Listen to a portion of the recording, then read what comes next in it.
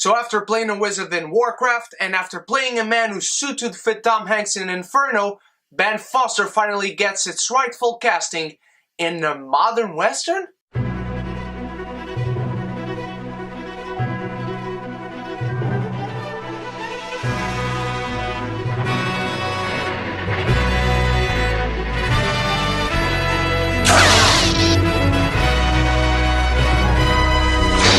Hell or High Water is directed by David Mackenzie, written by Taylor Sheridan, and it stars Chris Pine, Ben Foster, Jeff Bridges, and Gil Birmingham. This movie is about two brothers who resort to bank robberies because they are on a very personal mission. One which I will not divulge in this, but IMDb will, so be careful where you go and read your synopsis. And you have two cops after them. Jeff Bridges and his partner played by Gil Birmingham. And I gotta say, this movie is filled with four terrific performances. Chris Pine and Ben Foster, both these guys have incredible roles in this movie. They have likable characters, and I know I'm saying that about bank robbers, but you understand why they're doing that. Both of them. One is clearly more sympathetic than the other, but you understand why they are doing both of them together, because that is also in the message of this movie. And the message of this movie also goes into the partnership of Jeff Bridges and Gil Birmingham. These are two guys who are always insulting each other. They have great banter. They have hilarious dialogue. These two just go back and forth like two peas in a pot. And their dialogue is very significant. I said it was hilarious, and it is, but there's also a very underlining message in both these relationships about heritage, and that also goes into the message of the movie. Not going any more into that, but I just want to say that the relationships between the two brothers and the two policemen are very well put. They are very well developed throughout, and they are great opposites and parallels to each other. Chris Pine is a very likable actor. I've always enjoyed seeing this guy on screen. He has probably had better performances than some others, but in this movie, he reaches levels that I did not believe Chris Pine could have. And I gotta say that Chris Pine, doing a performance like he did in this movie,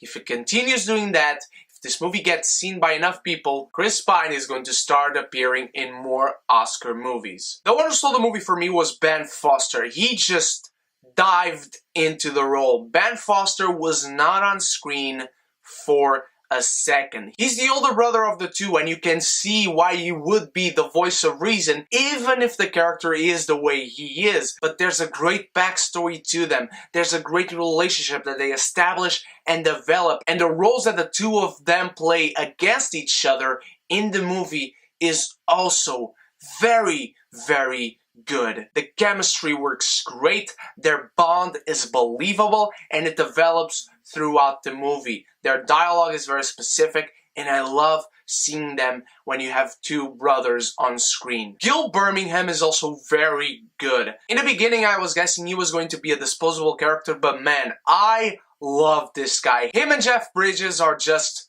great. They are just great. He's half Mexican, half Comanche. I love this guy. I love the love-hate relationship he has with Jeff Bridges, and he gives so much to both characters.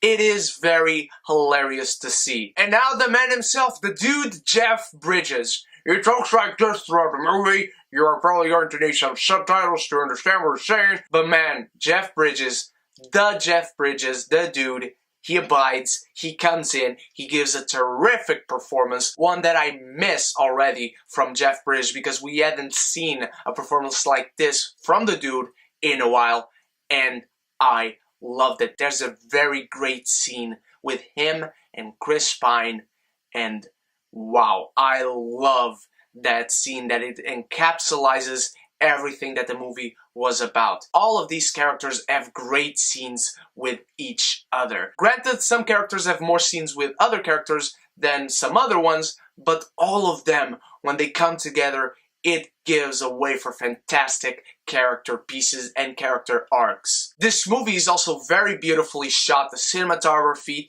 is tremendous. I love the way this movie flows. I love the editing in this movie. I love the great sweeping shots. I love that we get contrasted shots because we get many close-ups on the characters, because there are some scenes that the director just lets go by because these are important conversations that the characters are having, and they are important to the character arcs, they are important to the movie, they are important to the flow of the story, and this director clearly understands that, and I want to see him direct more movies. Despite flowing very well, I do think there are moments where the pacing is not up to par on some parts than it is in the rest of the movie, and this movie will not have that much replay value. What I'm saying is, this is a movie, if you are a fan of movies, if you want to study movies, if you are a fan of those slow burns, those real dramas about real people, you will want to watch this movie once a year. But this will not be a movie that you watch every single time. For me, it works fine,